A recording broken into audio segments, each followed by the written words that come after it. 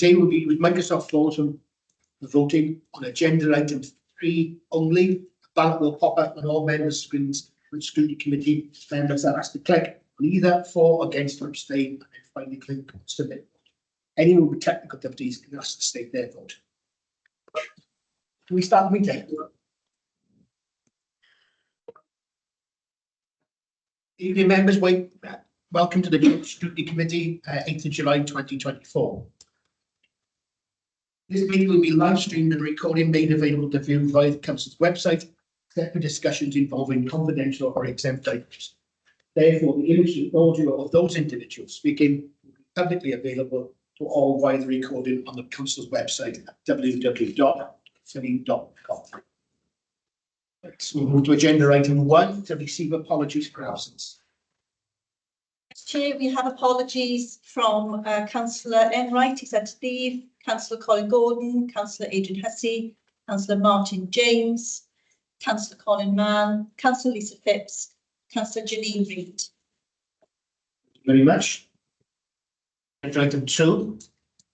Councillors and officers are reminded of their personal responsibility to declare any personal and/or prejudicial interest in respect of any item of business on this agenda on the Local Government Act 2000, Constitution, and the Code of Conduct for both. Are there any declarations of interest? Yeah. Councillor Prish, you have your hand up. Okay. Councillor Prish, can you lower your hand? You're on mute, Councillor Priest. I wanted a word in you, Chair, just to say, but you weren't in the chair at the time, that I have had a phone call and there's every possibility that I will have to leave the meeting. Thank you. Councillor Priest. Can't see any other hands. Can you lower your hand, please, Councillor Priest? Agenda item 3, Joint Scrutiny Committee held on the 26th of February 24, pages 1 to 6. So one at a time. 1, 2, 3, 4, 5, 6. Any comments on the minutes? Seeing none, no hands raised. I have somebody to move and second the minutes. I'll move, Chair. Councillor Angel. Second, Chair. Thank you, Councillor Jeremiah. Right. We're going to the meat of the meeting. Yes. Oh, yes. We're going to the spoken slip up, please, Gav.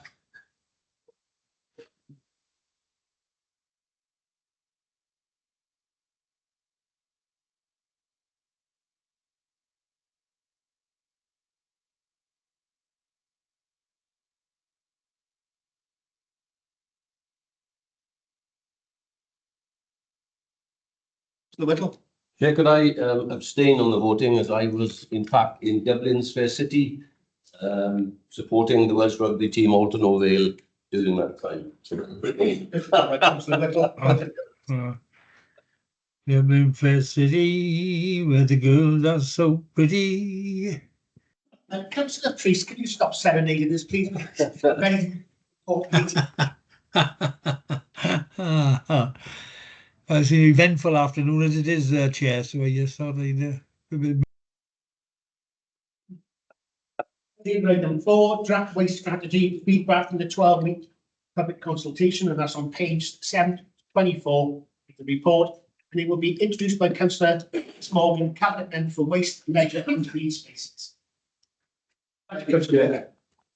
Thanks, Chair, and good evening, members. I hope everybody can hear me all right. The purpose of this report is to update members on the key findings from the 12-week public consultation on the Council's draft waste strategy. Members will be aware that throughout February, March and April this year, we held a far-reaching public consultation, one of the most extensive consultations we've ever held, in fact.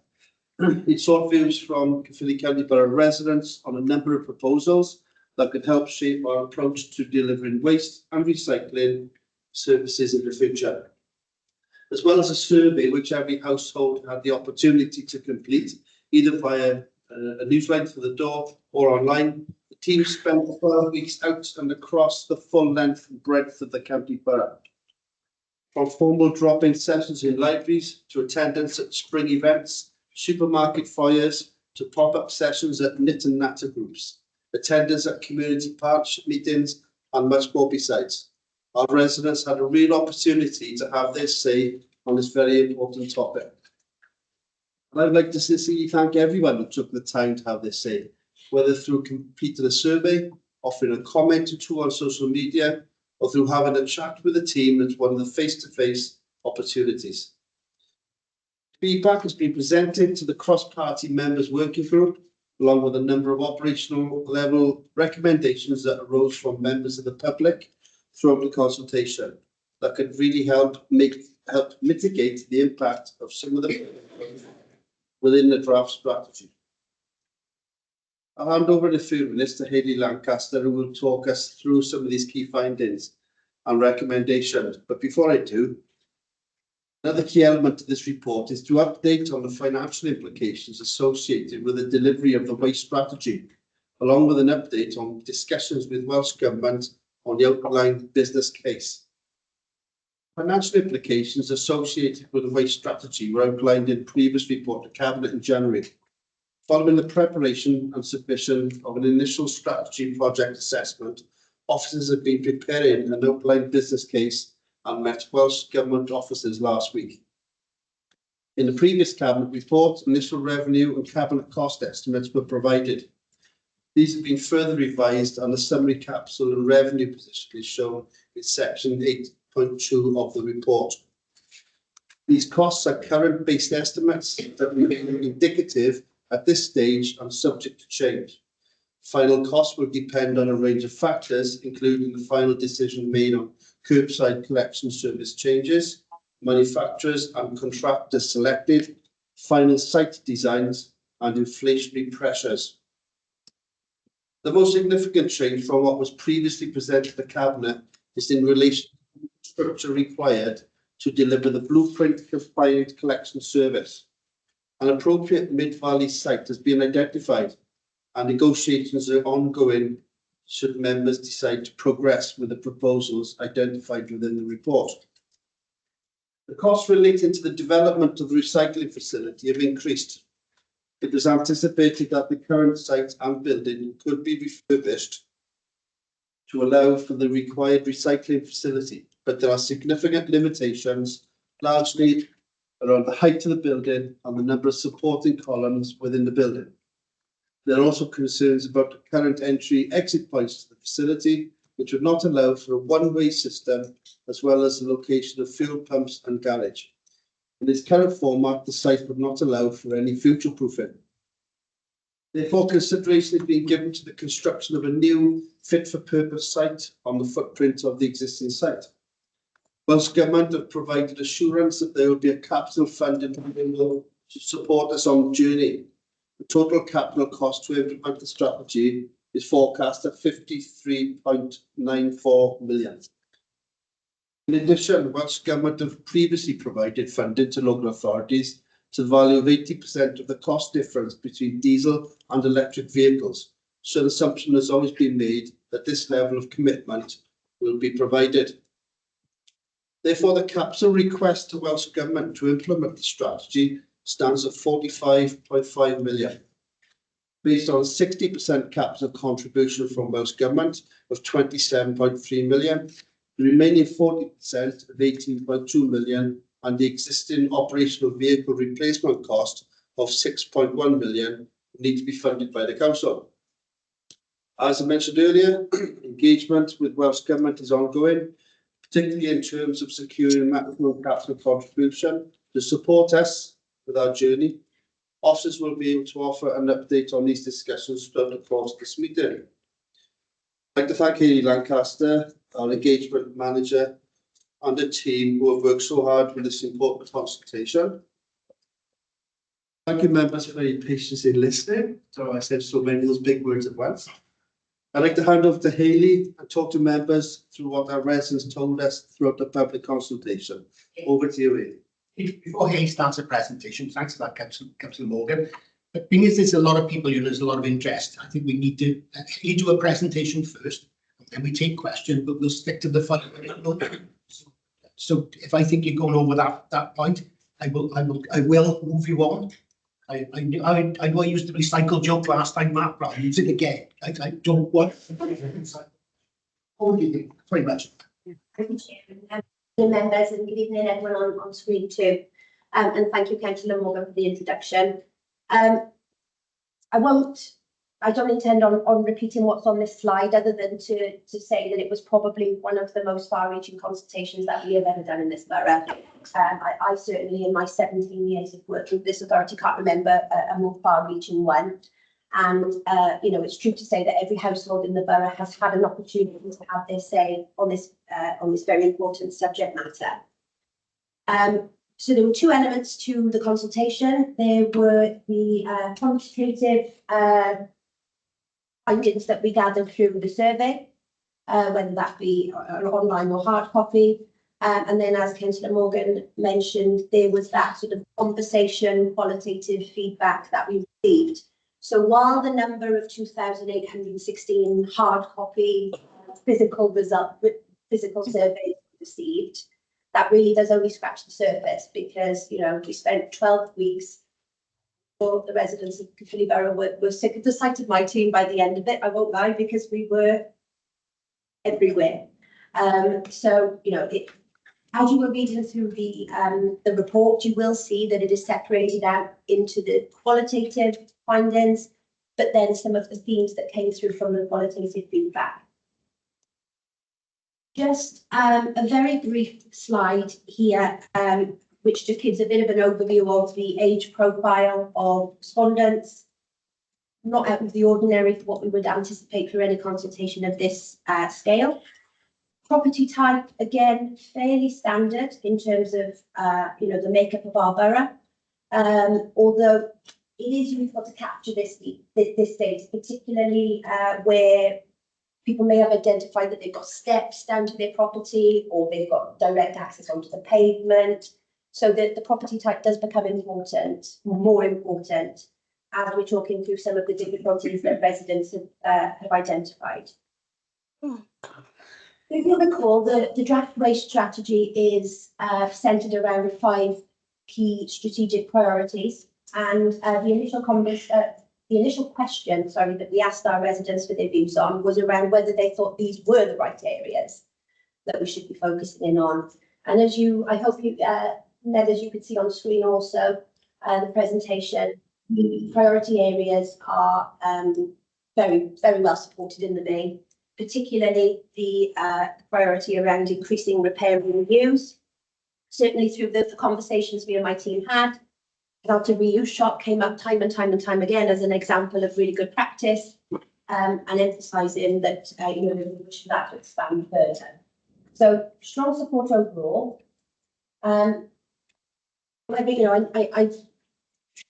give you both sides of the coin, you know. So while there was strong support everywhere for these strategic priorities, it did come out throughout that participation should be as easy as possible. That was something that our residents have said always been one of the flagship councils in terms of simplicity, and that's always been welcomed. So that did come through, you know, frequently and often. The fact that more information and education could be required, just in terms of what can and cannot be recycled. We've got some broad overarching themes, as well as broadening what can be recycled on the curbside. So see there that there's a comment in italics around, can't we focus on the minority who don't currently recycle rather than penalising the majority? That did come out quite frequently while we were talking about the strategic priorities. Throughout the discussion around the high-level topics, one thing that did keep arising was perceptions around, well, if we are going to implement these changes, what about environmental issues such as blighted and littering, street cleanliness, those sorts of things? Are the proposals that we are proposing not likely to further increase the likes of littering and street cleanliness? So as a result of what our residents have told us, we are also put forward as a recommendation to the members working group, consider an extra strategic priority around waste outside the home that would look to address those things. It's wider than the service, of course, but that's a recommendation that we are due to speak further to the members about. Just a little word on food waste. Obviously, in the structure, we're not proposing to make any changes to the food waste service. So what we asked was very limited, really, to participation. It's fair to say that through conversations that we had, that the food waste pilot trial has been really warmly welcomed, and understand from colleagues in waste that it's starting to pay dividends in terms of an upward trend in tonnage. Excuse me.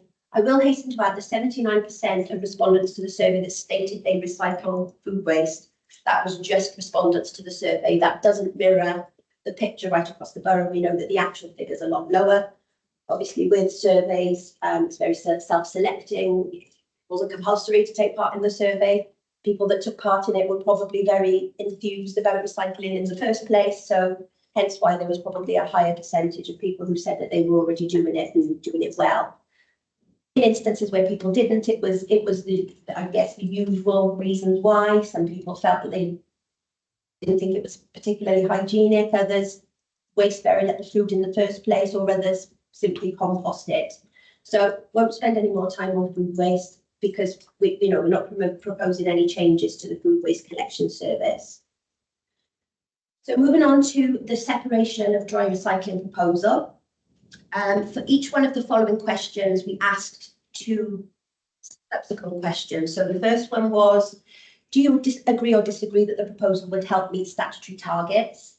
And then the second question was, and what sort of impact would this change have on your household? Would it be a positive one, a negative one, or a neutral one?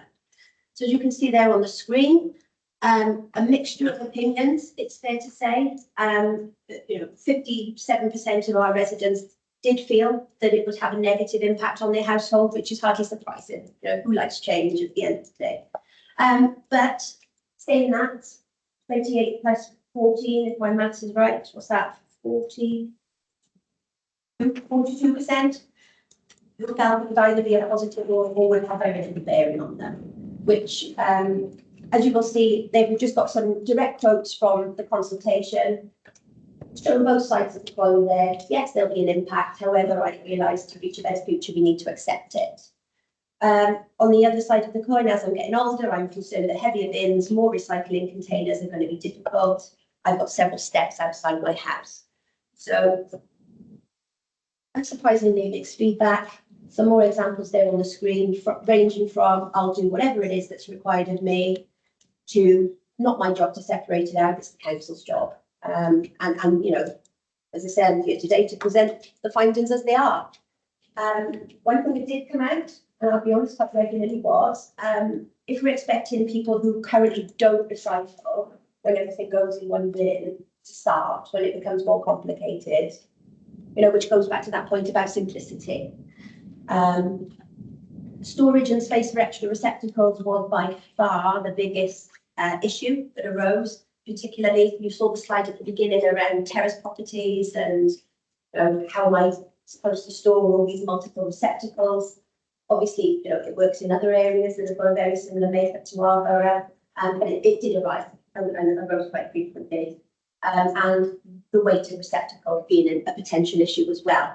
We go from a wheeled receptacle potentially to something that we would need to pick down the curbside, particularly older residents and those with disabilities. So it's important that I raise it. The garden waste proposal, as you'll recall, there were two proposals. There was one to go fortnightly and one to go fortnightly and seasonally. And for the same two questions were asked, do you agree or disagree it will help meet statutory targets, and what sort of impact would this have on your household? As you'll see there, over 50% of respondents didn't feel that it would have an impact on them. We know from experience that the tonnage in the winter months is a lot lower than it is in the summer months, and naturally. Almost 2/3 said that they use the garden waste collection service on a weekly basis. Where they didn't, Many didn't have a garden. Many said that they compost, they got an allotment or what have you. I won't say in the main, but there was a general acceptance that a reduced frequency, whether it be fortnightly and seasonally, be okay in most instances, not all, but in most. Where concerns were raised, people were saying things like, at the minute it's the 4-bag limit. If we were to go less frequently, could we raise the 4-bag limit of garden waste that's able to be collected each time? There was also a number of statements around, well, we're proposing to retain a seasonal, implement a seasonal collection up until the end of October, aren't we, in the initial draft of the strategy? Excuse me. A number of people were saying, well, actually, the gardening season has expanded due to climate change. People are gardening much later into the year, autumnal leaves, that sort of thing. So the end of October might not suit me, but the end of November might, for example. And what about a one-off collection for real Christmas trees, that sort of thing. So number of potential mitigations that could be put in place there to to satisfy more residents if the proposal was to go.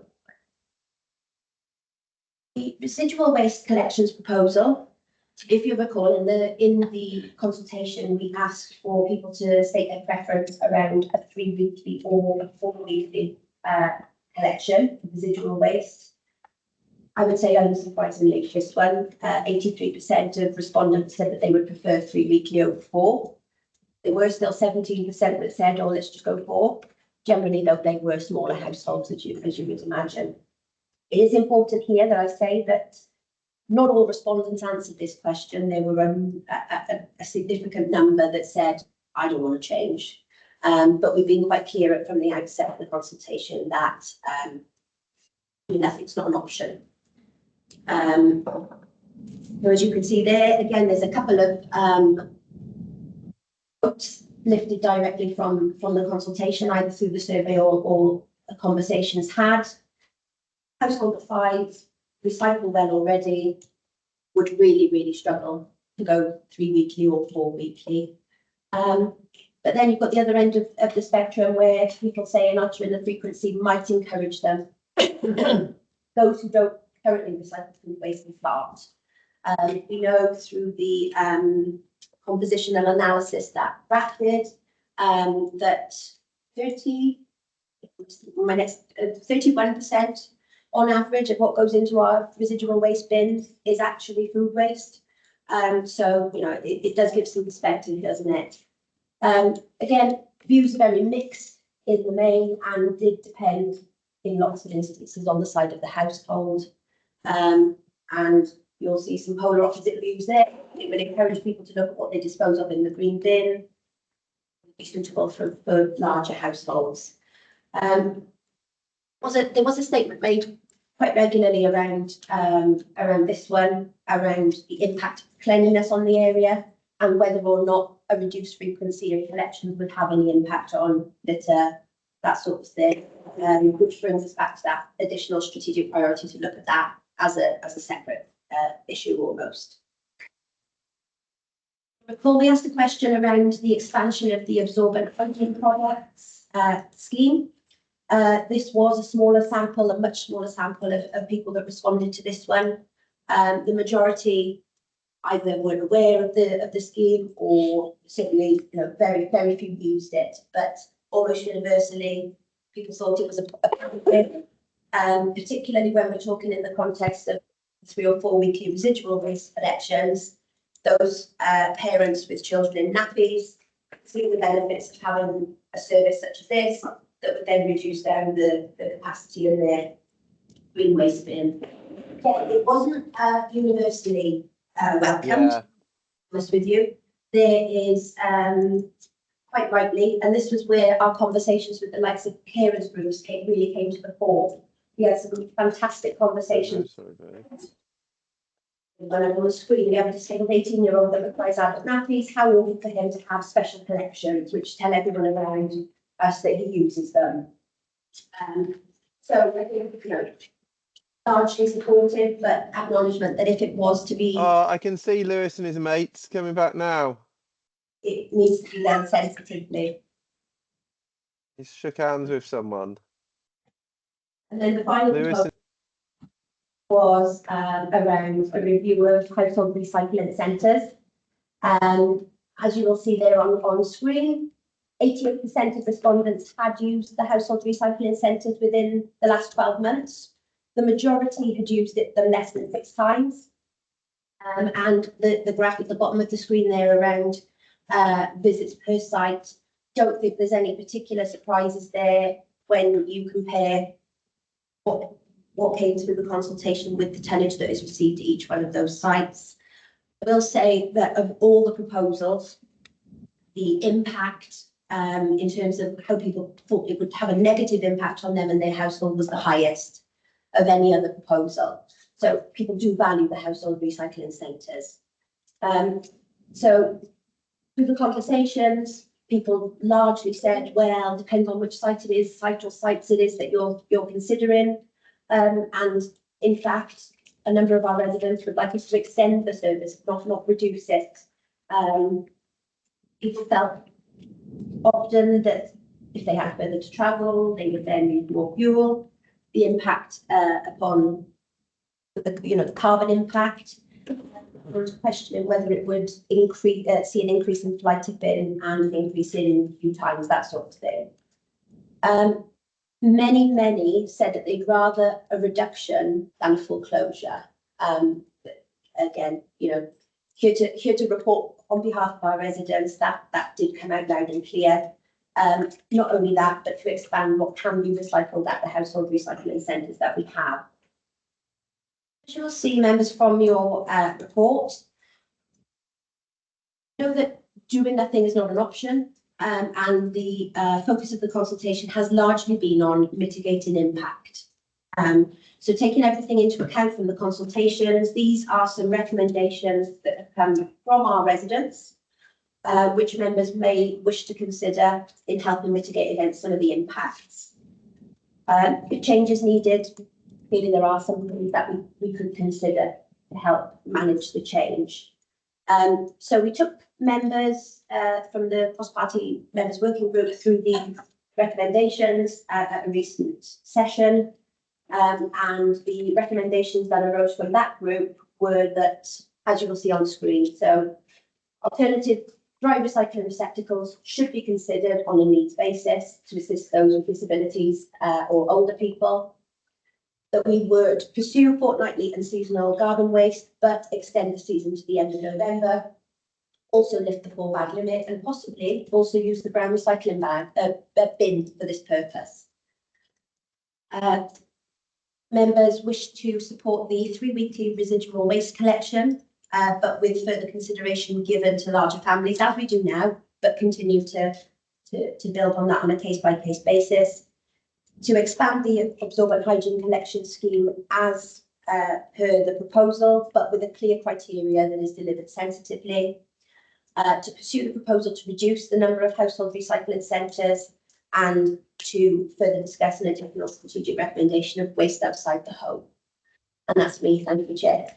Thank you very much, Shelley. And can I say thank you to you and your team for excellent consultation, excellent, which garnered more numbers than normal exercises do. And can I also say thank you to the members working part that worked on this. Right, we've heard the presentation and the reports are with us. Has anybody got any comments to make? Councillor Lindsay Weddle. Chair, I'm just concerned about introducing separated dry recycling with the number of bins in particular. For it's fine if you have driveways in your home. I don't possess such a luxury, and the terraced rows of terraced houses that are throughout this entire county borough. How many bins will we actually have? That's my only question. I've got no issue with anything else at all in this report. Fully support, but the only issue I have is how many recycling bins will we actually have? Marcus, do you want to take that?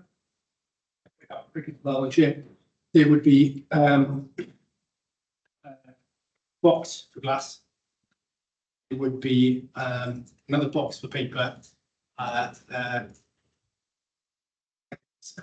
not a hessian bag, but it's similar to like a hessian bag with a foldable lid that comes over. It's a weatherproof material that can fold away, that would have the containers in, so cans, plastic cartons, all sorts of things. And then there'd be another one similar for cardboard. And then you'd still have your food waste caddy that you already have. So, yes, thank you. Thank you for that. I mean, 4 different receptacles outside your home is going to be tough on some streets, I'm afraid. You know, already I witness, and we've just, a lot of us have walked the streets recently, a lot of bins, you know, trying to get past them. And I think 4 for each house is just way too many. If we want to bring the public on board, which is, you know, it's a commendable scheme, but I think 4 is just too much. I'm sorry. And I don't think those people in terrace houses, I don't think will welcome this at all. Because of Whipple. Thank you. Judith Pritchard. Yeah, well, there were several mentions in the responses to the consultation from people who are disabled or on behalf of disabled people. And we have got quite a lot of older and disabled people living alone who will find it very difficult to put their own bins out. We are going to offer a service, I think, for assisting them with this. But I'm wondering if we've ever evaluated how many people this is going to mean, and are we going to need extra men on the vans? Because at the moment, the van men don't always put your bin back in front of your house. It's sometimes some way down the street. They're in a hurry, and you can understand that. But I'm just wondering how the whole thing is going to work. Are we going to employ extra employees to help with the older people and disabled people's bins, or are we just going to, is it going to be basically rather a mess? So Pritchard, is that going to be Marcus, Mark or Hayley? No, Chair, we already run sister collections. We haven't done any wide range and analysis on what the need is out there, because on a case-to-case basis. If people need assisted collections, they can apply, and we will undertake an assessment. And if it's a relevant criteria, we will provide that assistance. And that there is no change in what we're proposing moving forward, so we would still provide that assisted collection if needed. Thank you, Marcus. Mr. Walter Williams.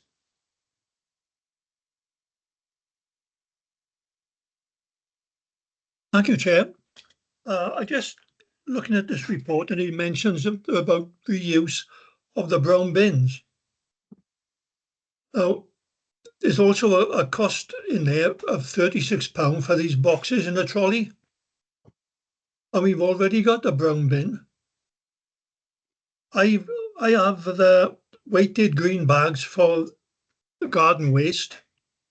And I put one of those bags inside my brown bin, and it fits perfect. If we put other bags inside that brown bin, and then you could put cardboard down the side of the bags and use the bin for cardboard, it would be easy to move for the crew to move back and forth. You'd have no bags blowing down the street because they'd put them back in the bin. Have we looked at this situation? Have we looked at a way of using this bin? Because we'd have the same problem as we have now with people who need assistance with the waste. So nothing would increase because they'd be the same bins. It's the same amount of people would need that help. Have we tried to use these brown bins a second time? Councillor Williams. Hayley. I think the difficulty would be in utilising those brown bins on the service is the lack of any bin lifting equipment on the vehicles that we're proposing to use. So those containers need to be emptied manually by the crew. And as I'm sure you can appreciate, sort of them lifting and diving into a bin to collect anything that may have congregated at the bottom would be a health and safety concern. in terms of, you know, anything that goes in the bottom, whether that be cardboard or anything else, would be difficult. There are some authorities that utilise what we call a trolley box system, which is more or less the same footprint as a wheeled bin, but it has the boxes that slide into it. So that is something we've looked at and something neighbouring authorities provide, but it obviously comes at a cost. But what we've been looking at in relation to the brown bin, if we were to change the way and the frequency and how we collect garden waste, whether it would be something we can transfer over to that service. So we could collect the garden waste in the brown bin on a vehicle with bin lifts. Currently, because we co-collect it with food waste on the same vehicle, there are no bin lifts on the current vehicle, but it is certainly something we can consider going forward. But we would have some health and safety concerns about utilising a bin for our crews to sort of manually try and empty at the curbside. Thank you, Haley. Williams? Yeah, when these bags are inside the bin, all the crew got to do is lift them out. You know, and you have a bag of plastic bottles or whatever containers. There's not a lot of weight there. The heaviest one would be, I suppose, glass. You could either put that on the top, which would compact things, or you leave that one in the bottom, and they have to reach in. So, right, for me, I'm a bit taller than the others, so I think there could be a way of using it. Councillor Williams, Haley's got a response. It's just the same response. That's what's at the bottom of the bin. That's a longer reach for them to lift in. And if it's at the top and it's compacting everything else, it's going to make it more difficult for those bottom materials to be emptied. So I think the health and safety advice on that would be that we shouldn't be manually emptying wheel bins in that fashion. Haley, thank you, Councillor Williams. Councillor Sharp. Thank you, Chair. AHB, the absorbent plants, yeah. The two quotes completely contradict each other, but they also represent three different legislations which are contradicting. So I haven't got an issue with it, but I do know that you're going to have to look very, very carefully at the legislation for Mental Health Act, Equalities Act and the Human Rights Act. That did come through very loudly, Councillor Bishop. Any changes would undoubtedly need to be done very sensitively and discreetly. Okay, Councillor Bishop. Thank you. Councillor Calcas. Thank you, Chair. And well done, everyone, for the consultation, all the staff. I can see that a lot of work has gone into this consultation, so thank you for everything you've done. What concerns me is since we've introduced the separation at our amenity sites, and I'm sure other members might have picked this up, I am seeing an increase in fly tipping. People, fly tipping black bags wherever they want to. Basically, they're even putting them in bins on our high streets, our street bins. So. My concern is reducing the number of amenity sites in our county borough, our recycling sites, will have a detrimental impact on fly tipping. And we're already having an issue with it. And I think, by reducing it would be even worse. And, I've read the consultation. It says that the Rumney one is least used, which, that's common sense because we've got a smaller population in the north of the valley. But if you're looking at reducing them and you're just going to target the one that's least used, I really don't think that's the right approach. The approach you need to look at is the geography. We are in the north of the borough. We're quite remote to other areas in the county borough. And we're a deprived community as well. So, if you're going to cut off the north and making people from the north of the borough travel down, I think that's going to increase a lot of fly tipping and it's going to increase a lot of concern for the residents. If you look at the responses from residents, they've said they don't want them closed. They want them either reduced in hours and not closed. And obviously the recommendations from the group contradicts what the residents want. So we're either a listening council with our residents or we're not. So you know, from a, you know, speaking as a Rumney councillor, you know, I feel passionate about trying to save some sort of service for the north of the valley, because I think we would be at a significant disadvantage. Thank you. Thank you, Councillor Cuss. Anybody who will come to that? The initial indications from what we've seen so far is there isn't a significant increase at all in complaint event. There may be some in Councillor Cuss's area, and we're quite happy to speak to Councillor Cuss offline. The comment with regards to additional bags by litter bins, that is something that we do experience already. We believe that probably is a result of traders bin waste rather than having an appropriate collection regime in place from the interrogation of some of that waste that's been looked at. I do recognise the concerns over the HRCs. We're going to develop an improved network of facilities, possibly with the increased hours. Rationalisation is probably the way forward, but obviously we take on board feedback that's been given from decisions made by the regulatory committee. Thank you, Marcus. Well, it didn't answer my question about geography. You know, and when you're looking at closing amenity sites, if that is the decision of the administration or the cabinet, you know, are they going to take into account, and maybe this is a question for Councillor Morgan rather than the officers, you know, are you going to look at the geography rather than just looking at the least used? Because I think we need to look at this more strategically rather than usage.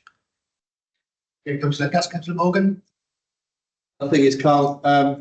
You know, we got some issues up to do at the moment. We're going to be looking at our roads, so there's not going to be any immediate decision made around yet at the moment. Councillor Morgan. This Councillor Sir Alice has asked a question in chat about the boxes. Are they stackable? Yeah, it's in reference to what Councillor Whittle mentioned at the beginning, really. You know, if they are stackable, they take up very little room compared with a series of boxes and bags that are left outside. That all comes in. Chair, I have an answer in the chat as well. I'm looking at the hands around the chat. So, the initial proposals of the bags and the boxes, they're not stackable. But when you choose to put them back, there are options for the box inside the box and bags inside the bags. The caddy on top, as we're seeing one sort of container. But there are the trolley box options that are stackable that AB mentioned, and it is in the report. That is an option when and they're the same sort of footprint as the existing front bins. Just Chair, pick up on that. That is important, because if it's trolley, that implies to me that it's on wheels and a little bit easier for the, that's myself as this now, and for the older generation who, you know, the bottles and will probably be the heaviest, and people lifting boxes of bottles is very difficult for the older or weaker people in our society. You don't have to be old to be weak, you know. I mean, I know some very strong old people as well. But it's how you get it to the curbside, which is the most important for me. You know, the brown bin is perfect because everything goes in there and it's on wheels. I fear that this system is not going to be good. Comments would be done there. Marcus, will we reply? Yeah, the trolley box system could be on wheels. It will be on wheels, so that's positive at least. Thank you. Councillor Liz Aldworth. Thank you, Chair. I wish to query in connection with 2.7 and the financial implications. They mention, I mean, they're massive figures here. It says 45.586 million mentioned to do with the Mid-Valley site alterations and rebuild. Yes. Yeah, thank you, Councillor Aldworth. it's made up of a number of things, but in the main factors are the fact that we haven't got any infrastructure to support the new collection system. So, all of the things are in there, the acquisition of the site, the alterations, the rebuild, etc. So yes, a large proportion of our 45 million is made up of having to develop infrastructure. Thank you, Mark. Where it actually is the Mid Valley site that's referred to, please? Sorry, what did you say? Where? Yeah, where is it? We're still in negotiations, quite tentative negotiations with the site owners. So I would rather not reveal the name of the site in public forum, if that's okay. That's fair enough, Mark. That's fair enough. Councillor Alworth. Thank you. Thank you. I wanted to go back to the curbside collection that we're proposing. My concern is around the receptacles that we'll be offering to people.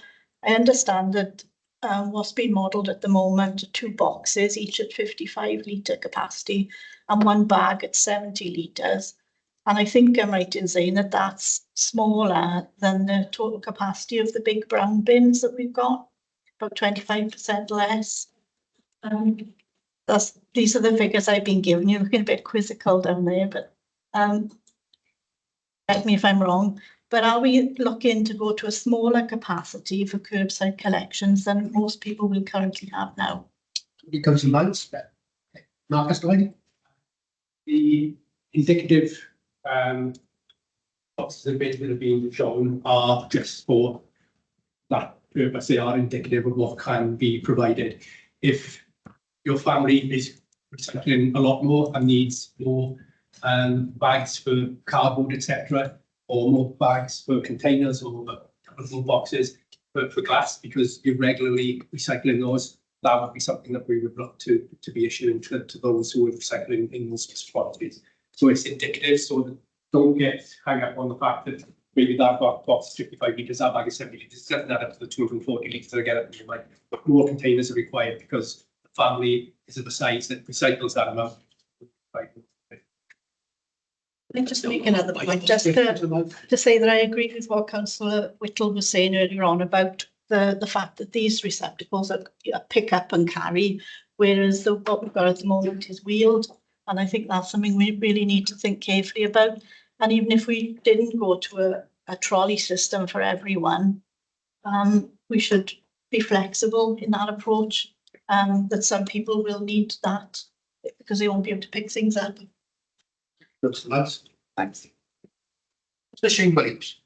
Thank you, Chair. I was going to raise a couple of points, but I just want to pick up what you just said there, Marcus, because you said that given the size of the capacity, people might need more boxes.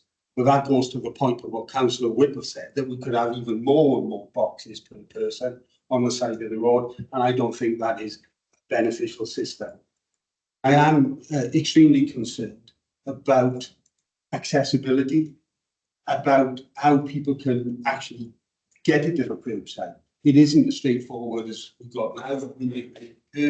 So many people can't in this Valleys area with a lot of steps. I think Councillor Johnson wants to speak, but in Newbridge North Road, where the recycling takes place at the front, you are asking a lot of people, a lot of them, to take those recycling box after box. And if they need extra, as you just said, the solution would be to carry even more boxes down. And I think that is madness. It's quite interesting that in the report it says that 61% don't believe that this will help meet the target. 57% think it will have a negative impact. I mean, we are trying to bring these changes in apparently to meet these targets. And given that, it's not guaranteed that this will meet the target, and we could go through all this pain and difficulty and significant cost, over £6 million for the vehicle changing, to not get there in the end. Particularly given the fact, I think it says in the report, that people want to make recycling as easy as possible, and this is going to be an obstacle. This can be an obstacle for so many people. So I think I'd like to think we could bear in mind what Councillor Miles and what Councillor Whittle said with a number of boxes, because not all of us have that capacity in our homes or the side of our homes to store even more boxes, as you said, that we might need, let alone physically carry them to the area. But just a question on the waste, hygiene waste. Are we saying that they will be weekly, and are they bags or box, or is it like a wheelie bin size box? Is it this now? Point first, generally most of those are collected by other authorities in purple bags, I believe. And it's a weekly collection. And with regards to the additional boxes and bags, that would be depending on family size. Generally, from experience, and I don't know whether Emma wants to comment, because obviously Emma sees it from a wider Welsh perspective of authorities who already implemented this in some similar areas that have got similar topography and geography to what we've got. And what is suggested should be would be sufficient for we don't have additional boxes for families that are quite large. So I just want to provide some comment on what others are doing and what any problems they come across in it. Yeah, so there are a number of neighbouring authorities that have similar collection systems. So Merthyr Tydfil, Blaen and Went have the same sort of levels of separation, and I think it is, and they'd be the first to say it's about getting the right service for a particular geography. So there will be some streets where officers will need to go and make an assessment and work out what the best way to do is for those streets. And no one system's going to fit every geography of every council. But for the majority of houses in those authorities, that system is something that residents are able to use and work with. Can I just clarify, Marcus, when you said about the hygiene waste, did you say that they go into purple bags? Is that what, did I miss? That's what the majority of the authorities. And is that suggesting that it's likely to be? That's what we would be proposing, would be six other authorities. So it's consistent in the way that's been approached across Wales. Then can I say, speaking personally, I find that really strange to put that type of hygiene waste in bags. I can understand why 83% were why the move to 3 week is neutral negative. But I think if you're looking at things like that and putting into a bag, I find that strange. Can't we put it into a box? Can't we put it into a plastic recyclable? It has to be a bag. Put it into whatever, but we just got to look at the best way of doing it. From a personal point of view, I got a grandson who lives with me, been with me for 18 months, got nappies. It goes into a little bag, ties it up, it's sealed, it's fine. I don't see any issue with it personally. But if members wanted to propose something along the lines of putting some sort of box, what we've got to do is obviously keep it, and with the bag, you can obviously tie it, and then that's sealed. You put it up on the morning of the collection, it doesn't cause an issue. Thank you, Marcus. Mr. Priest.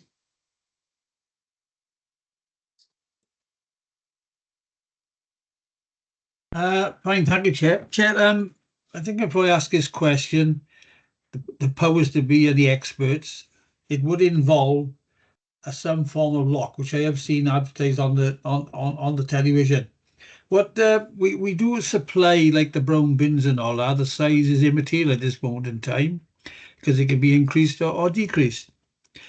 But I heard earlier on, and this is my own experience as well, the number of black bags that are left, the number of black bags that are dumped, and the number of black bags that are put in our council waste bins that we put on the road. I'm a little bit concerned that the bins that we have are already there. The drivers we have are already there. The wagons that we have are already there.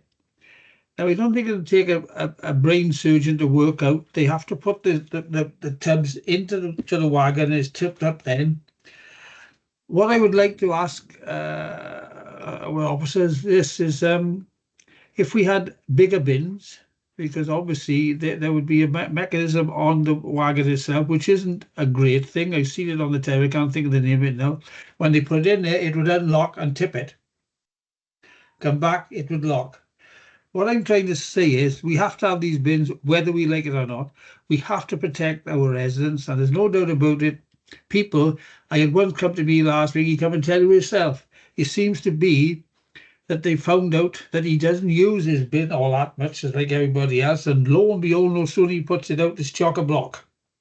Purely and simply because it's not just his neighbours, people are actually going past in cars. You're going to see it yourself when you're driving. You see the bins on the side of the road, dumped black bags and God knows what put into it.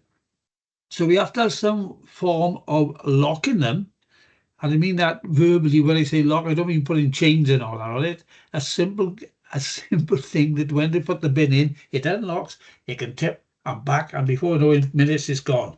So I'm hoping that one of our officers can come back to me and give me some idea if this would be possible.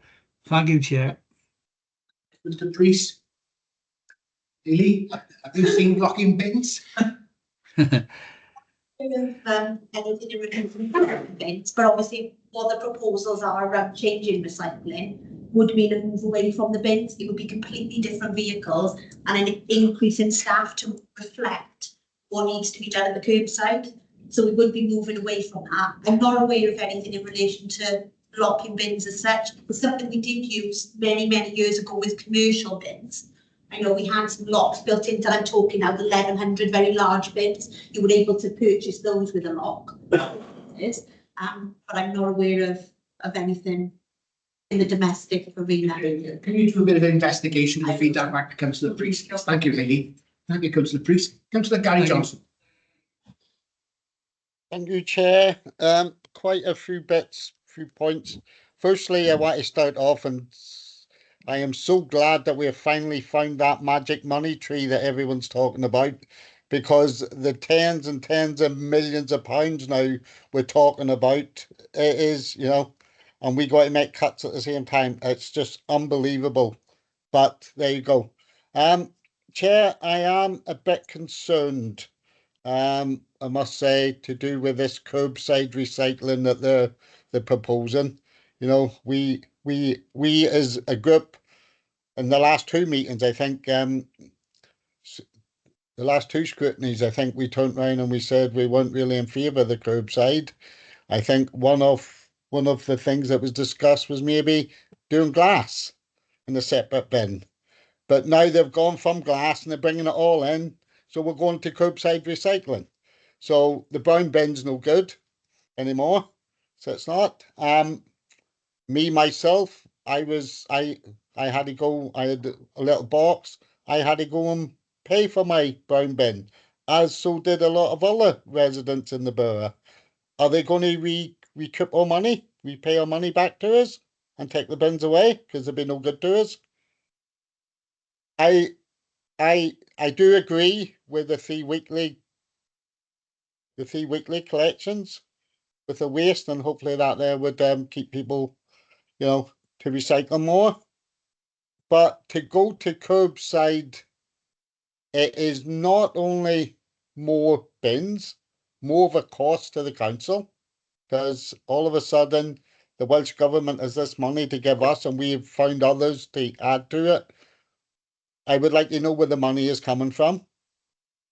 And I have also got concerns if we are going to these bags for medical waste and that is a concern, that people will be putting them out and people will know who's got problems and who hasn't. It's really no one else's business. That's what your black bins are there for. You can put them in there. It all goes to the tip or all goes to the incinerator and gets burnt. I think we're making some offer a big deal out of nothing, because it's going to be burnt either way. Another thing I've noticed that they haven't put in there they haven't really mentioned the food caddies so much tonight. And after we, spent all that money, I'd like to see some of the figures coming out of that there. I know it's a year's trial, but surely we should have figures that is happening there now, because they're collecting these weekly. We should know what the weekly figure is. So I am very concerned, Chair, about how this is moved from our last discussions onto this. And also because if you look at the consultation that took place, a lot of what was said in the last two meetings has been said there. We just seem to want to make it harder and harder for people to recycle, not easier. And that's what they're asking. We want to close down recycling centres. So where are the people going to take it? Let's burn more fuel to go somewhere else. It's a bit further. So that'll save what? I don't know. I don't know what it's going to save by closing down recycling centres. So it just seems to be the direction is going away from what the residents are asking. And I would argue what the last two scrutiny meetings was asking for. Let's do things. Let's move forward with things, but they're just gone in an opposite direction to us. So I am concerned. I am concerned the way this debate is going. Thank you, Councillor Johnson. Marcus, do you want to make a response? Thanks, Gary. There's a lot in there. I think I'm on the advanced hygiene products first. So it's not medical waste. This isn't clinical waste. This isn't blood products. We're essentially talking about nappies, adult or child nappies. But we're essentially talking about nappies. We're not talking about medical or clinical waste. There are separate arrangements in place. Look, I accept your point that this will be a big change for our residents. It is the way that we are, all authorities are being sort of pushed by Welsh Government in terms of their blueprint collection service. It will be a big change. And as you rightly point out, there is a massive cost to it. And that's largely because we have not got the infrastructure in the form of a depot or a waste transfer station capable of bulking, baling and sorting our own recyclables. So the cost is largely because of that. But you are right, it will be a big change for residents. Mark. Councillor Chapman.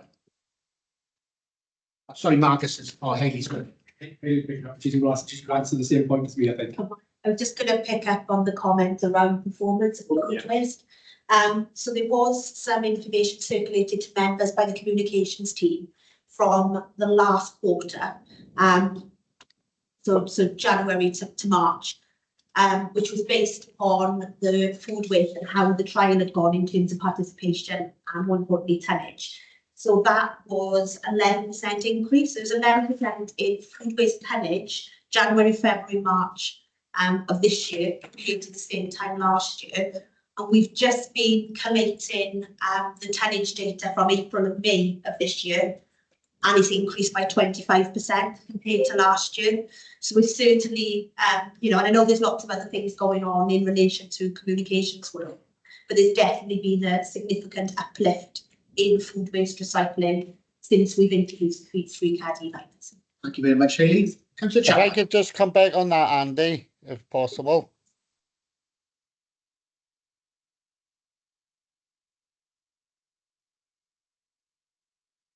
Go ahead, Gary. Yeah, thank you, Chair. Can I ask then if the figures are good? It's good to hear the figures. But why is this information not being, because you collect it weekly, you know the tonnage each week. Why are we not getting more updates than thing? Because this has cost us quite a lot of money. And we hope it works. And I know mine in Newbridge, I can go over to the thing and pick up the bags from there. But my argument then, and still is now, a lot of people were buying the bags anyway, on their own. Me, a lot of other people. But I'm not against, if it's going to work, I'm not against supplying the bags. But surely, you know, you just give us now the second update, you know, but why can we not be told sooner about this here? Why are we kept like mushrooms in the dark, and then just because I ask the question, then you give the answer? You know, it's just not, you know, if we're putting in schemes, then we need to know that they're working. But just to know every now and again is not acceptable. We need to be kept up to date. Thank you, Chair. Thank you, Councillor Kelly. I'm just going to just return on that point. Just one point really. We've only collected that information this week, but all our information is submitted to Waste Data Flow, which is our statutory obligation for monitoring waste data, is done quarterly. Whilst it may look at, we have the information weekly, we don't actually have all the weight tickets and everything from our operators until several weeks after. So we're always playing catch up in terms of the data, and also it's not verified until the end of quarter. But yes, that information's only been collected this week. Robert Chapman. Thank you, Chair. Just going back on what Councillor Cass have come out with concerning the household recycling centres. I would be against the closure naturally up in Rumney, because naturally my ward is on the side of a mountain and we have got tremendous problems up here. But I've just been looking at the statements that we, in the other meetings that we had, where we was looking at closures and different aspects of it. The two that we all thought of are the two that I've had now. Less items to be picked up in these centres. I've looked at Rumney, there's 8 items you can't pick up, i.e. mattresses, carpets, gas bottles. But there, the next one that would be Penmain. So is this a stealth way of saying that you're not having the tonnage there? So it's a nice way then of getting it to close these centres. Because Rumney, if Rumney close, I am going to have a major problem in my ward with dumping on the mountain. I've already got, I've seen an increase in mattresses, not so much from us, but I'm wondering if a neighbouring authority has brought this in and they are dumping on our side of the mountain. So when I look at it like this, 8 items for Rumney, 7 for Penmain, 1 for Penalta, 5 for Cross Keys, 4 for Caerphilly, and 6 in Aberbargoed. So it's not showing a true reflection, because the people who now got to go to these other places are going to hit that tonnage up, and it's going to make the tonnage in Rumney very poor. So thank you, Chair. Anybody want to answer that? Haley's got a hand up. Yeah, I think the difficulty, Councillor Chapman, with the site infrastructure, we're restricted by space. Rumney in particular is our smaller site, and you know, when it was opened and we were collecting materials in the way in which we were, it was fit for purpose. We were also heavily reliant on secondary sorting of material. The issue we've got in Rumney, and to a certain extent Penmain, is the space. We haven't got space on those sites for multiple containers that we've got on other sites. We would love to have as many containers as possible, but we are restricted, certainly on Rumney site, in relation to that. We have also had problems in the past, specifically when we had a cardboard separate skip at Rumney, with it being set on fire numerous times. So that was an issue. But predominantly, we're restricted on sites. And if we can put more containers in, we definitely will. But that's the big issue up in Rumney. Thank you, Haley. Yeah, if I could come back on that, I'm only like carpets and mattresses. I thought that wouldn't be under the recycling side of it. It goes into the normal tip site bin. So why would you need extra ones for the mattresses? In several of the sites, we have got separate containers now for mattresses and carpets, because we're actively looking for markets for those to be recycled, as opposed to just disposed of via energy from waste. So we've been trialling and contacting a number of companies to see if we can extract that material and send it for processing. Whilst it was collected in with the residual containers, which it was in Caerphilly up until very recently, we were taking it for secondary sorting. They were extracting the mattresses there and then looking for markets for them to be recycled. But obviously, if we can do that at source, segregate the material out, it's much more cost effective in the long run than paying somebody to pull them out for us after the event. So what we are, just my last question, so what we are looking at, the more we can recycle means that we'll be closing the smaller centres. Because you won't have the room to put the bins. Do you want to make a comment? No, I don't think I'm just going to say that. That is the obviously we've done lots of changes up in Rumney as well to segregate and collect more recycling from the site. So anything we can, we have put in separate containers. So there are lots of separate containers up in there, but not as many as some of the larger sites. No. Right. Thank you. Thank you, Chair. Thank you. Is Councillor Rena Childs. Thank you, Chair. Yeah, I've got concerns obviously over the curbside recycling. I share Councillor Whittle's issues or concerns in relation to the bottle, the glass bottles especially. Excuse me. But mine is a health and safety question really, because obviously as a council we have a duty of care. So how will this going to impact on our crews, please? Because obviously I'm concerned with the weight of especially the glass items. You know, when you start in the morning, you're going to be fresh, you're going to be keen, you're going to be eager. But by the end of the shift, when you've lifted and disposed of God knows how many boxes into the back of these new vehicles, I've got concerns over musculoskeletal disorders and injuries that may happen to our crews. I'm just wondering what they feel about this. And what the union feel about it, please. And have the relevant risk assessment been carried out to alleviate any of these issues? For your child's Marcus? Concerns and anything health and safety related, we'll obviously undertake a risk assessment. The boxes are designed not to be over the required safe weight limit for picking up. But we are engaging with the workforce of the unions, and we've actually got a specific group set up to discuss all of the options that are going forward. Changes are fully supportive of the route that we go in at the moment, but we'll continue to engage with them, and any required risk assessments will be undertaken if the decision is made to progress with this service. Okay. Thank you, Chair. Thank you, Councillor. Councillor Mansell-Powell.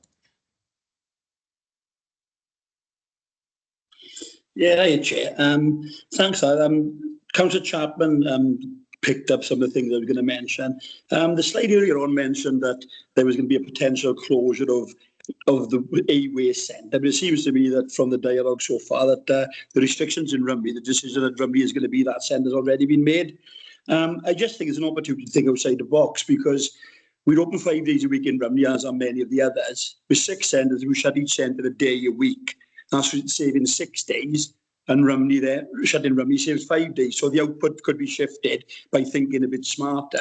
And I agree with the big items and the size restrictions on the site.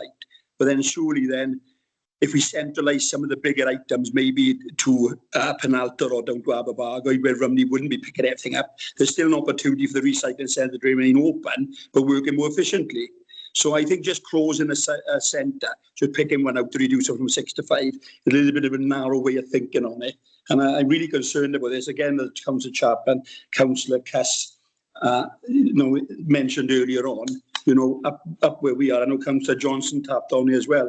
I think just closing a centre purely to save money is a really narrow way of looking at it. And I think there's an opportunity just to think outside the box and think of be a little bit more smarter to meet the needs of the whole of the borough, not just south of Argod. Okay, thank you. Councillor Morgan. Thanks. Yeah, Mansell, there's no way we'll Rumney close while there's issues with the road structure. As you know, there's traffic lights, long-standing problems with the road up there. There's no way we'll Rumney close while, it's a political decision anyway. It's not a decision we're making here tonight. So we're here tonight to discuss the strategy. We certainly don't want to get bogged down in closures, to be honest. Councillor Morgan. I'm a bit concerned, do if we can come back in, I'm a bit concerned using the road as a response at the moment because well, we know we've got an issue with the road, but I think we've got to look at the strategy as itself, not just, an excuse we're going to keep it open while the road's there, because that doesn't give us a lot of confidence north of Bargood that it's going to remain open. If the decision's going to be made, the decision should be made on output and, working smarter, being more efficient than say we're going to keep it open while the road's as it is. Because that's a short-term fix to a long-term problem. Yeah. Okay, thank you. Powell, I think Morgan's answered your question. There's no threat of closure at the moment, and this isn't a decision-making body tonight. It's the feedback recommendations to cabinet and other bodies. Councillor Ingram-Jones. I just wanted to mention, you said that the trolley system being used in other authorities. I know this is the case. My daughter lives in Ebervale. There are a few issues over there. The size of the actual boxes, you see many with the plastic overflowing onto the streets and the glass containers half empty. It doesn't seem to be suitable for the use of the majority of residents, to be honest. The trolleys are often stolen and aren't replaced. And my daughter's just moved house, she bought her own house, and she's asked for all the containers, and apparently Blaenau Gwent are not supplying the trolleys anymore because they're too expensive. So they're only providing boxes. I'm wondering if will we land up in this situation along the line purely because of the cost. And I just wanted to, another thing with the trolley obviously is steps, because with the bin it's easier to get down steps and trolleys stacked. Excuse me. Trolleys, because if you try and pull that trolley down, all the boxes fall out. So that's another thing to consider.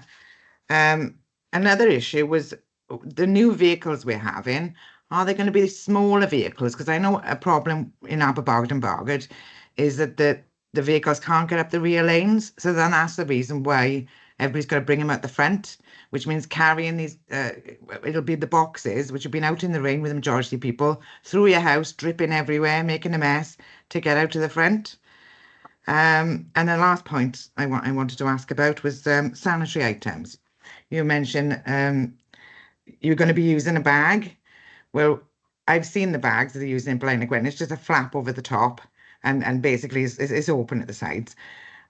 There's going to be a terrible smell. If we're going to be putting these bags out or even keeping them on our own properties with those items in them, they're going to stink, to be honest. So I don't think that's a very practical way of disposing of them. It needs to have a lid on it. That's it, thanks. Councillor Ingram-Jones, and Councillor Officers, Mark. We do appear to be getting bogged down in different, in discussions about different bags, boxes, trolleys, bins, etc., and really tonight was about the strategy, principles of the strategy, and the fact that we are one of the authorities staring down the barrel of a fines gun in terms of Welsh Government for failure to treat recycling targets. And the changes in the strategy, albeit the strategy is as it says in the thing, a strategy. Detail will follow in, we will bring reports forward because any changes to recycling are not planned until 2027 anyway. And during that time, we will bring more detailed reports forward. So that this scrutiny committee previously endorsed the strategy for public consultation. We've consulted very heavily with the public on it. And this is bringing back those public's views. But we can't get away from the fact that we are staring down the barrel of a fines gun, Welsh Government failure to achieve our recycling targets. And Welsh Government's blueprint is the model way that Welsh Government suggests the authorities will achieve recycling targets. I know there are no guarantees. Whether we stay the same as we are now, whether we introduce a new system, none of it is guaranteed. But the strategy is an overarching strategy, and we will bring detail forward in terms of individual reports, household recycling centres, collection systems, 3D residual, all of those components of the strategy will bring further detailed reports forward for decision. So just want to make that point. And then just the one final point of Councillor Ingram-Jones. If we change our recycling collection system, the rear lanes issue isn't solved because those vehicles load from the side. So You know, again, they're not small vehicles, and many of our rail lanes will remain inaccessible because of health and safety. Councillor Woodline, indicate. Yeah. Councillor David Haas. My concerns are, I live where there's a lot of terraced houses, and what I can understand, they collect the green bins at the rear of the vehicle, at the rear of the houses, but when it comes to recycling, they got to put it out the front. Well, if we are going to multiple bins and bags, these people leave these out the front of their premises, because obviously I wouldn't like to drag a trolley or whatever or boxes through my home. I mean, we got to try and make it easier for the public, and I don't think that's making it easier. I mean, we're talking about recycling centres closing, but obviously you said Rumney want at this moment in time. But I got continuing problems. The other day I had to ring in because there was 20 black bags tipped on my McLaren car park. I mean, talking about roads issues, not strategic issues. I'm awfully sorry, unless you've got a comment to make on the strategy, we can't deal with ward specific matters here. I suggest you speak to Eddie Jones in the morning. No, but I'm saying, Andrew, if we got to have multiple bins and these houses can't be collected at the rear, I can't understand. Our refuse lorry goes down the rear lane and picks the green bins up, but they will not go down there and pick the brown bins up. So if we are going to have loads of buckets or bins, whatever you call them, out on the highway, this ain't going to be good, because, you know, if we've got people with partially sighted or God knows what, and all these bins are all about the place, we're going to have problems. Mark. Yeah, just to thank you. Just to clarify, the reason why in many locations we collect refuse from the back in real lane, we collect other waste from the front. I was involved in this 20 odd years ago. We had a health and safety report where we had to get out of a number of real lanes completely, and some of the footage, and I've still got it all in photographs, absolutely horrific. What some of our drivers had to do to access lanes, pulling mirrors in, so no visibility behind. The child came out with gateway straight into the the rear of the vehicle, rear wheels of the vehicle. The driver wouldn't even know. So some horrific pictures. At the time, the health and safety executive basically said to us, look, while there are some lanes that you carry on collecting in because you always have done and you manage the risk, we would not expect that risk to be doubled or trebled by you adding further collections in that rear lane, like recycling, like food and garden waste. And that's why we collect all recycling and food and garden waste from the front. All of that. Mark. Okay. Sorry, Teresa Parry. Oh, thank you very much, Chair. I'm going to comment on the curbside recycling.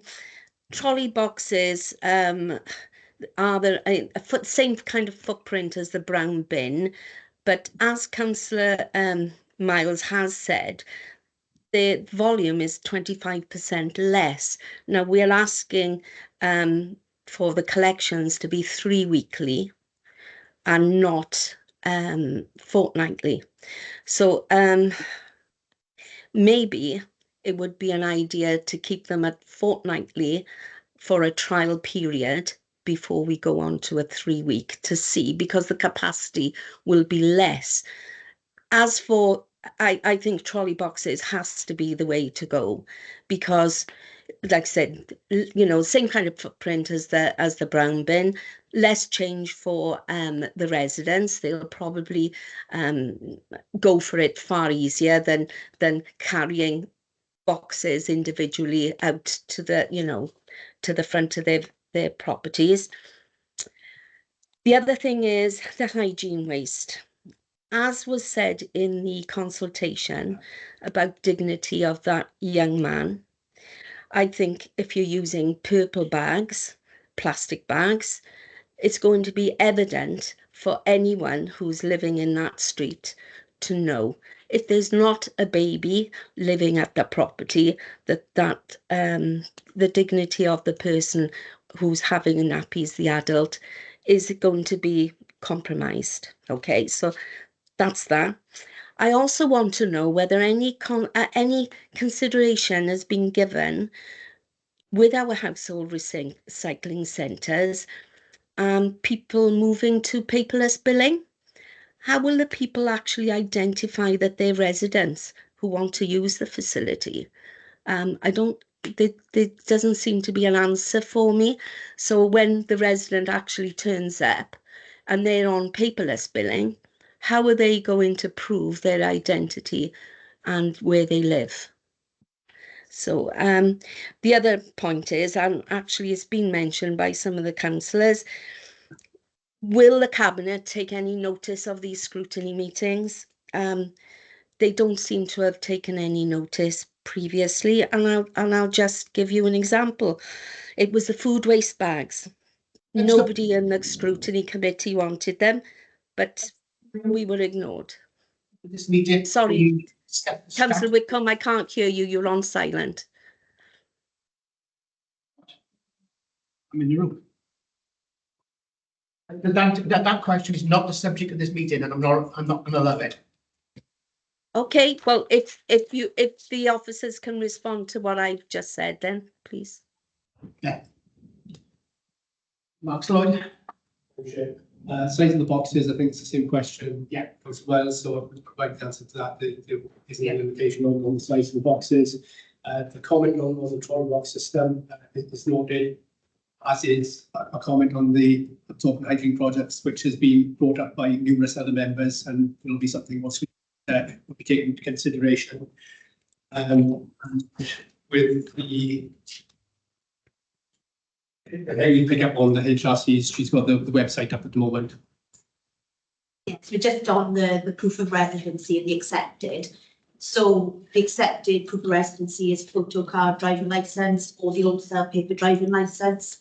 If you do not have a driving licence, it can be a bus pass with a recent council tax bill. So that's what's currently accepted in relation to the sites at the moment.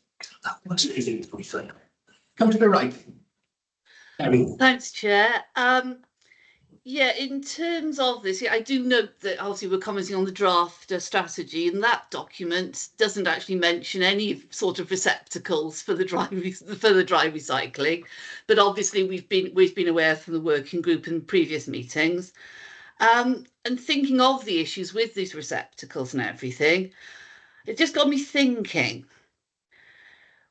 And hopefully officers in the room might have the data, because I couldn't find it myself. I only thought of it over the weekend with limited research time. But what was the impact when we first moved to fortnightly from weekly residual waste collection? And something's in my head, in my notes, are a bit garbled from the working group. But if we moved to 4 weekly residual now, there was a percentage mentioned of 11% that would have an impact on our recycling rates. So just to confirm if that's true or not, because I'm looking at this and I'm thinking, we need to know the answer. When we went to the working group, we had this idea of the separating out the recyclings that are presented to us for approval. But if there's issues with the receptacles, I'd like to know what would be the impact if we moved to 4 weekly residual collections and continued using our existing brown bins for the mixed dry recycling, because I understand there's been a great improvement of improving contamination of the mixed recycling using enforcement recently over the first few months of this year. Because therefore, it felt a bit in the working group that we were being driven on the path to using these separating out into the different boxes, and obviously then all the issues with what we use, boxes or bags.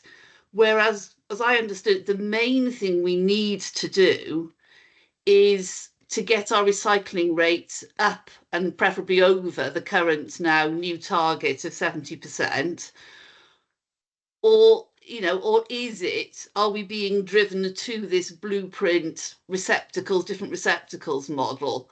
Which is it? Because if all we have to do is get over 70%, And if, you know, with the improvements we've already seen with the use of the food waste bins, obviously that's not going into the residual anymore, if those rates improve, if we reduce contamination of the existing dry recycling using our brown bins, what percentage kind of would we be at? Can any of the officers there let us know? Because I'm looking at the numbers. I can't remember which year it was we changed. I can definitely old enough to remember it.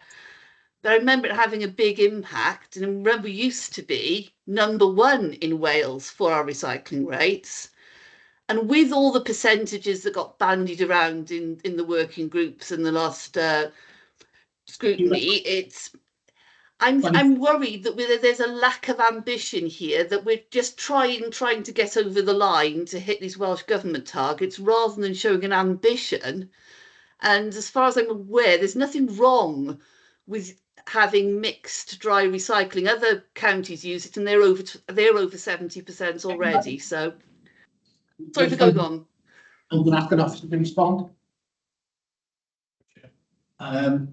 With regards to the percentages, unfortunately, we haven't got the data at hand to know, because it's so long ago when we went from 1 week to 2 week, what the percentage difference is. What I can tell you is, going from 2 weeks to 3 weeks is around the 2.7% projections of increase in percentage. And if you went to 4 weekly, off the top of my head, we can confirm these after the meeting, it's around about 5% improvement.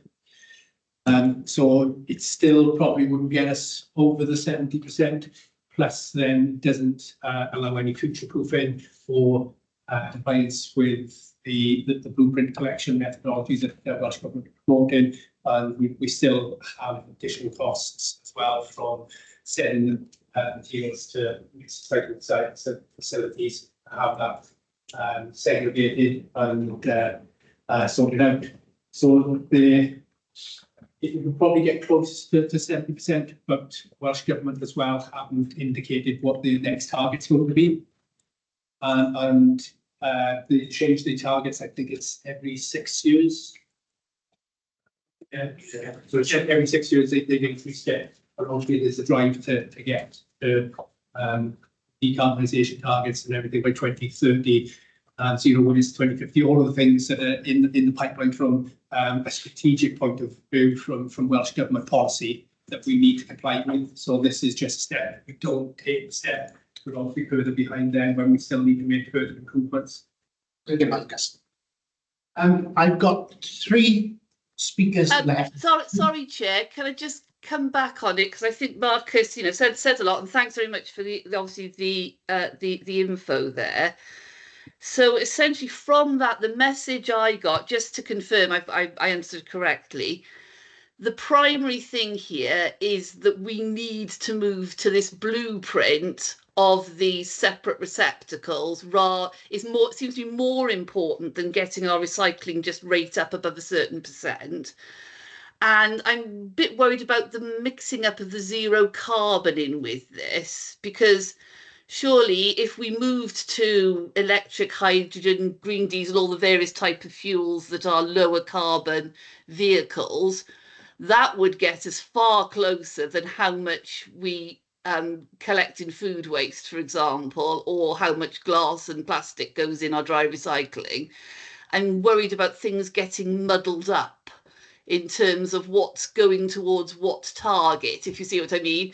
Because zero carbon, we could use electric vehicles, we could convert the whole fleet to electric, and then boom. It's not going to make a difference about what's going in those lorries, though, is it? Yeah, so comment on a couple of things. So one of the issues with the office going to 4 weekly with the current system would be your difficulty in maintaining your recycling as clean recycling. As people's bins get less frequently collected, that temptation to just put stuff in your recycling is going to be much bigger. And with the best will in the world, your crews can't check what's at the bottom of the wheelie bin when it's tipping into the collection vehicle. And then in terms of carbon, it's important to remember that the transportation is a really important element in the carbon footprint of your waste service, but the biggest carbon benefits come from the actual recycling itself.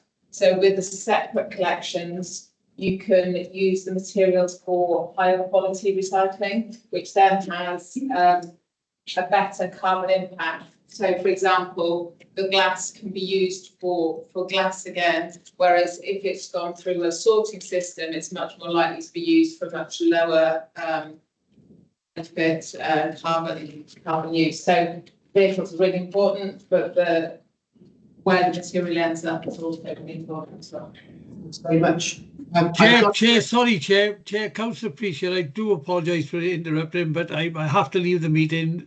Good night, all. Councillor Priest.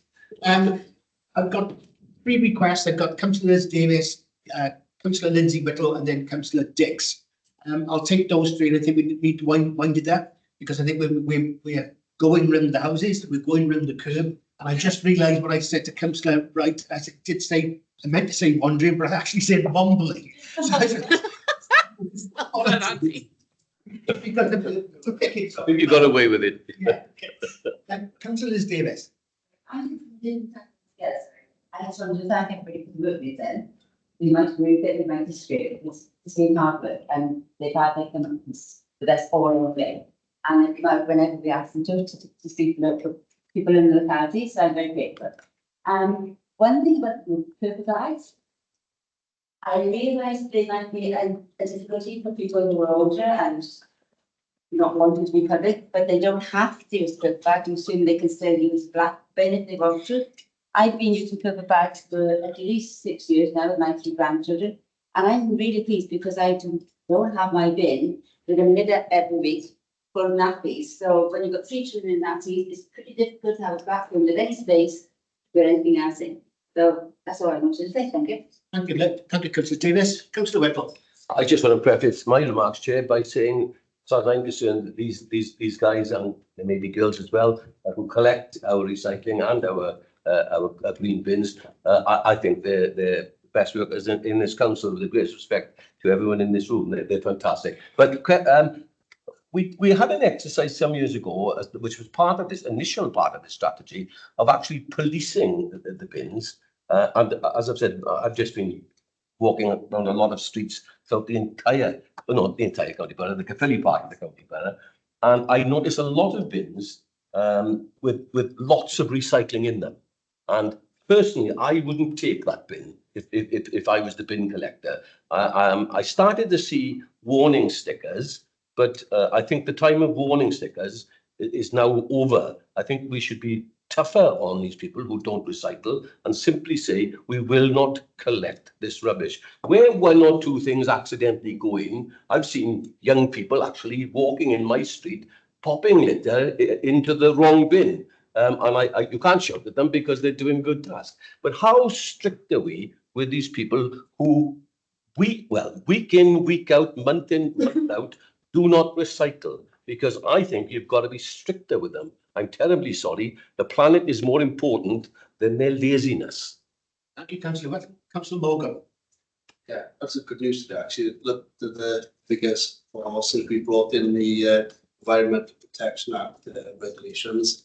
From the figures, in January, about 890 bins in 1 week, which are contaminated. And slowly that's come down. The latest figures down to the 400s. So, and that is without actually finding many people. Like Hayley would probably give more detail on that, but we're not finding many people. So the letters and the visits our educational officers are making. Okay, well that's a positive part of the strat. I'm trying to think of something positive. Sorry. Started off with something positive. Councillor Alice is one. I've lost my. Councillor Nigel Dix. Thank you, Chair. Yeah, I think we've got to realise here is that the Welsh Assembly's blueprint is not an optional for us. It's something we have to do. What they've been handed down to us. So it's something that's going to cost money. We know it's going to cost us 45 million, or the Welsh Assembly government 45 million to pay for that. There's no guarantees that it's going to produce the extra recycling. We'll have to wait and see on that. Like I said, the only thing we do know is going to cost us more money, and it's going to be a hindrance to some people we're going to find it difficult to store the different containers you will need for the separate items. They will be left on the street. They will be stolen. They will be taken to set fire to. Other rubbish will be dumped in them. The usual problems will occur. I just hope that when we do get this up and running and the extra cost and all that, I hope that it is worth it at the end of it, because we're facing £2 million worth of fines, but it looks like we're going to spend £45 million trying to save us getting the £2 million fine. Whereas I believe that if we had the option, we could sort this ourselves far more cheaply and for better for our constituents. But we'll have to see. We are where we are with it. We've got no option. It's a diktat, whatever you want to call it, and the proof will be in the pudding. Thank you. I don't think that was a question. I think that was a statement. It was absolutely a statement. Andrew, you bang on there, mate. That's why they made you chair. Right. You've got no more hands up. I think we've had a good debate. Unfortunately, we did veer off into road issues. And I would remind everyone, we're talking strategic documents. We're talking about the entire the county borough. That's a £5 fine, Liz, to the various charities. So I'd like to thank the officers for the report. It was detailed. Thank you for your responses. And I declare the meeting closed.